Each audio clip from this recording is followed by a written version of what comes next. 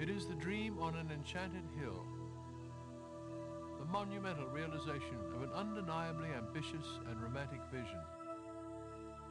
It is a window to a glorious past, a vast collection of art and artifacts, an architectural marvel. It is Hearst Castle, and in all the world it stands alone. Each year, nearly 1 million visitors, young and old, find themselves in a collective celebration of one man's achievement, the realization of a dream, and thus the inspiration we ourselves may need to pursue our own dreams. Hello, I'm George Plimpton. For me, every visit to Hearst Castle is an unforgettable experience. It has a rare power to take one's breath away by revealing itself in layers and textures at every turn. The play of colors, the smallest detail hidden in a vast room, the delicate effects of light and form. As a successful publisher and entrepreneur, W.R. Hearst was able to use his vast resources to build a living monument to his tastes and dreams on such a grand scale it would be impossible to duplicate today. When the state of California assumed the management of the castle in 1957, its appeal to tourists, historians, and scholars from around the world rapidly made it one of America's most beloved park destinations. Yet Hearst Castle's unparalleled scope and grandeur impose an unusual burden upon its promise to future generations. Without the ongoing care, dedication, and skill of contemporary artisans to maintain and preserve all parts of the castle, it will suffer irretrievable losses. As a trustee of the Hearst Castle Preservation Foundation, it's my privilege to share with you some important work being conducted today. Explore with us the treasures of the castle and consider why funds are needed to preserve its future for you, our families, and the many young children yet to be inspired by William Randolph Hearst's dream. This is something you would never get to see. And from the reaction I see of most of the tourists that come through here, they are astounded by this place. There is a lot of interest to the visitors. We feel that, they're interested to see the ongoing work that it takes to maintain a place like this. You don't see this type of art on the West Coast a lot. As a boy, young Hearst derived great joy and inspiration from his family's visits to these remote and rugged ranch holdings along the central California coast. His exposure to the artistic glories of Western civilization while touring the cultural centers of Europe with his mother also served to inspire him in later years as he set out to build his dream. Many forces converged to bring about the achievement before us today. An architect's brilliance, the rare talents of his many craftsmen, and the guiding force of a unique vision.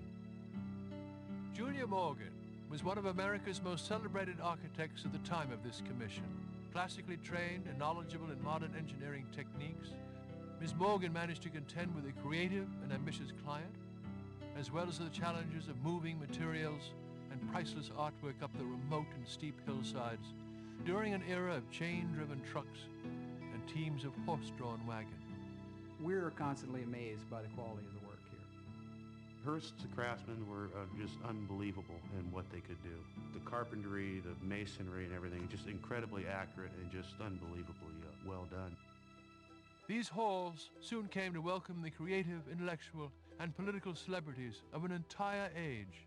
Presidents and kings, sportsmen and movie stars, accepted perhaps the most coveted invitations in America to come to San Simeon. Today's efforts to preserve the spirit of those times and to maintain and restore some 20,000 rare works presents a challenge to a new generation of expert artisans and conservators.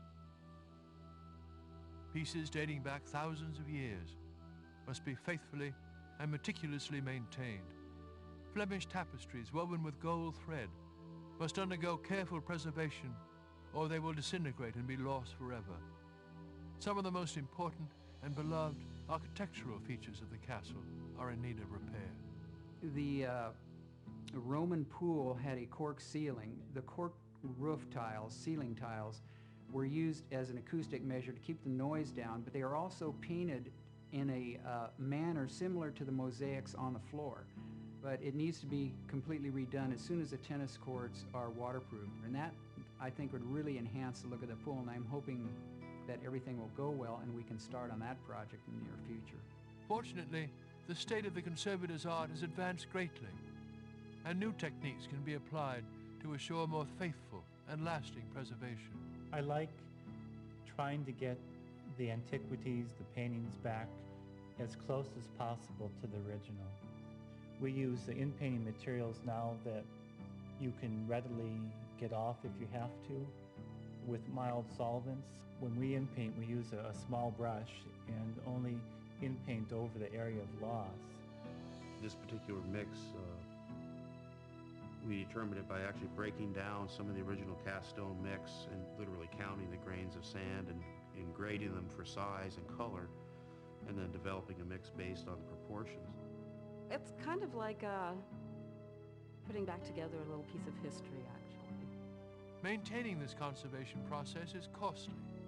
State funds are limited, and admission fees don't cover the rising costs of maintenance, repair, and restoration. This conservation remains a primary task of the Foundation. But just as important is the development of greater opportunity for public access, especially for school-aged children. Just as Hearst, as a young boy, drew lifelong inspiration from his exposure to the great works of civilizations past, so will children today discover for themselves some link to their heritage. Young people must be given the chance to experience the dream on the hill. While interest remains high, many school districts lack the funds to bring students here. The Foundation hopes to provide grants for transportation and lodging throughout the school year.